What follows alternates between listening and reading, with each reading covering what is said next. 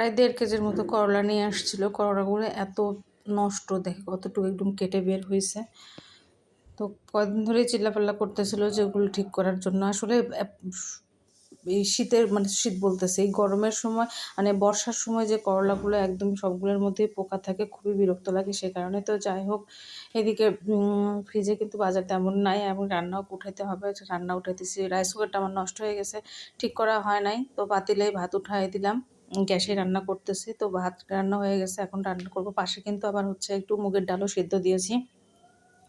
আজকে মুগের ডাল দিয়ে, পটল দিয়ে, আলু দিয়ে একটু নিরামিষ তো মানে ডাল ছাড়া তরকারি রান্না করব। তো দেখো এই পাশে কিন্তু আমার ডালও প্রায় সেদ্ধ হয়ে গেছে। আর ওই পাশে আমি তরকারিটা কেটে নিচ্ছি, মানে পটলটা ভালো করে কেটে নিচ্ছি। পটলগুলো ম্যাক্সিমামই নষ্ট হয়ে গেছে, কারণ কী যে হয়েছে, সবগুলো সবজি ফ্রিজে থাকলে ভালোই থাকতেছে না, সবই নষ্ট হয়ে যাচ্ছে।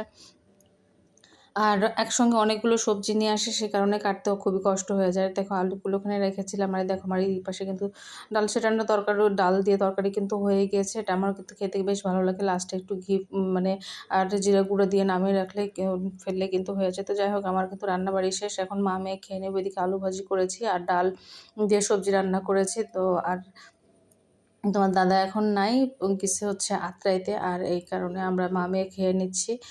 তো ওই রাত্রেবেলা এসে খাওয়া দাওয়া করবে, তো তখন যা হোক কিছু একটা করা যাবে।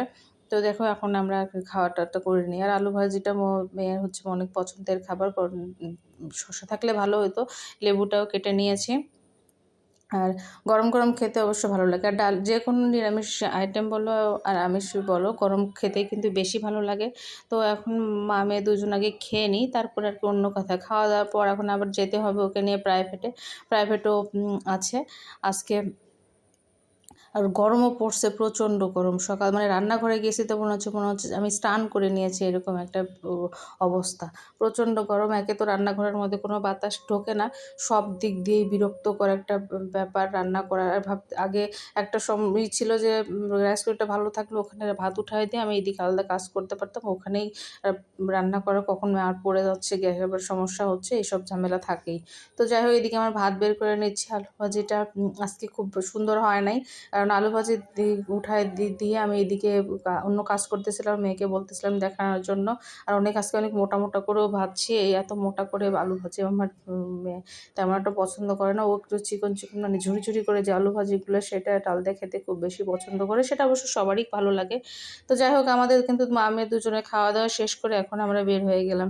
আর দেখো রেডি হয়েছে, রেডি হওয়ার পরেও দেখো আমার কি অবস্থা, ঘেমে মেমে একাকার অবস্থা। মানে প্রচণ্ডই গরম পড়ছে, ও তো বিরক্ত হয়ে যাচ্ছে, মেয়ে বলতেছে আমার ভাল লাগতেছে না। তো যাই হোক, যে প্রাইভেট পড়ে নিয়ে চলে আসলাম, এসেও আরও অবস্থা খারাপ। এদিকে সন্ধ্যা হয়ে গেছে, পূজা করতে হবে। তো তার আগে একটু 2-4 মিনিট রেস্ট নিয়ে তারপরে পূজা করবো। আর তো তোমাদেরকে তো দেখানো হয় না, যে এখানে যে বোর্ডটা লাগিয়েছি সেখানটায় গাছ আজকে রাখা হয়েছে।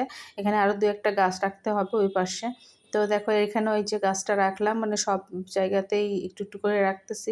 সব নষ্ট হয়ে গেছিলো গাছ, আমার যে যতগুলো মানি প্ল্যান্টের গাছ ছিল সব নষ্ট হয়ে গেছে।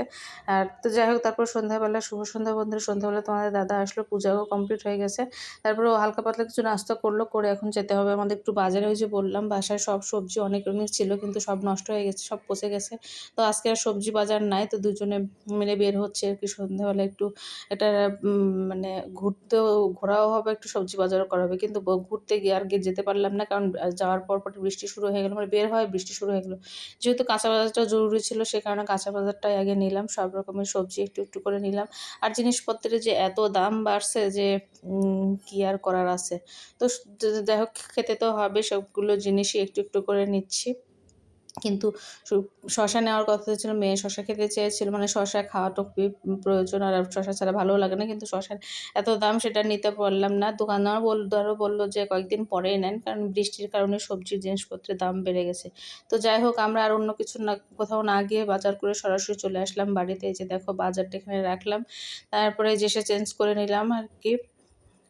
চেঞ্জ করে নিয়ে এখন রাতের খাবারটা করব, কি খাবো। মেয়ে তো ভাতই খেয়ে নিয়েছে, আর সময় অবশ্য ডিমও নিয়ে এসেছিলাম, ভাতই খেয়ে নিয়েছে মেয়ে। আর আমি আমাদের জন্য একটু গোলা রুটি করতেছি, দুজনের জন্য দুটো গোলা রুটি, 3টা গোলা রুটি করলাম, একদম বেশি করে মরিচ দিয়ে একটু ভালো করে নিচ্ছি, করলে যাতে খেতে ভালো লাগে। আর মিষ্টি দিয়ে আমার করতে ইচ্ছা করে না, কারণ মিষ্টি দিয়ে খেতেও ইচ্ছা করে না। দেখো আমার গুঁড়ো রুটি এই যে একবারে একদম প্লেটে নিয়ে নিচ্ছি। একটা করে গুঁড়ো রুটি খাবো, বড় বড় থাল দিয়ে আর কি করার আছে, ছোটো ছোটো যে ফ্রিজ মতো, তো সেগুলোতেই থালা, সেগুলোতেই নিয়ে নিচ্ছি, নিয়ে আর কি দুজনে মিলে খাওয়া দাওয়া করে নিব, তাহলেই হয়ে যাবে।